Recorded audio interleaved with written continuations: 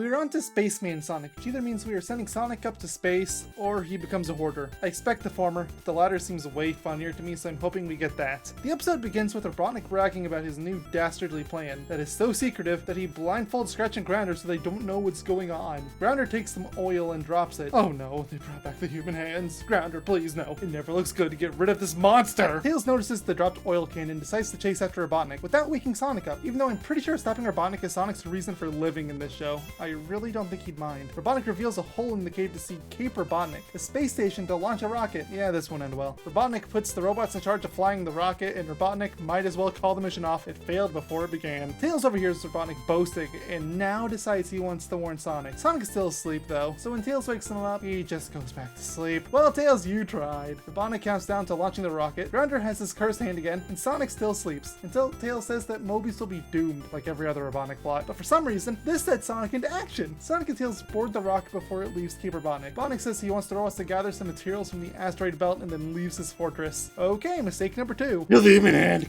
Kill it. Sorry, I'll let it go for the episode. I just can't unsee the cursed hand. But the robots instantly forget what speed to set the rocket at, so Grounder decides to stop the ship and remove the switch. So they're stranded. Good going. Scratch says they are drifting into the Starlight Zone, and now you know why that track is in the background. They must decide that they no longer care about following Robotnik's orders and will just drift out in space for eternity. Though they also let it slip that the ship will run out of air in a couple hours, which is fine for them. Not so fine for Sonic and Tails. So Sonic puts on a disguise too. You already know. Consider them lucky for only running off with manual labor. The robots prove they are spelling bee champions. Yes, park with 3 R's. You two are going places. Sonic and Tails deem the switch unfixable, so they try to rotate the ship from the outside. Okay, quick shout out to the freeze frame bonus. I'm glad they kept the spelling joke here. They don't have a lot of humor in this show. Stick with what you have, especially if it isn't funny. The rotation scheme works, so Sonic and Tails board the space station. Meanwhile, Scratch finally figures out that he was duped by Sonic. This infuriates Scratch and Grounder, so they also board the station for revenge. Though it's these two we're talking about, so something goes wrong and the ship drifts out into space. That didn't take long either. The next shot has Sonic and Tails running away from them. They finally find a space creature? The creature sniffles a lot and wants to eat Sonic and Tails. That's its shit. It wants to eat them because it hasn't eaten for 13 years. I can't escape this number. It's my fate. Sonic and Tails run away, only to catch up to Scratch and Grounder, so they turn around and run away again. They lose them in a small hole, a robot's worst enemy, obviously. The robots meet up with the Space Monster and team up to defeat Sonic and Tails to the monster, but they escape. A few more shenanigans ensue until Robotnik decides to call in to check up on the machines, and they seem to actually care about him again? This comes out of left field given they decided to quit earlier, but whatever. Robotnik has Scratch destroy the escape pod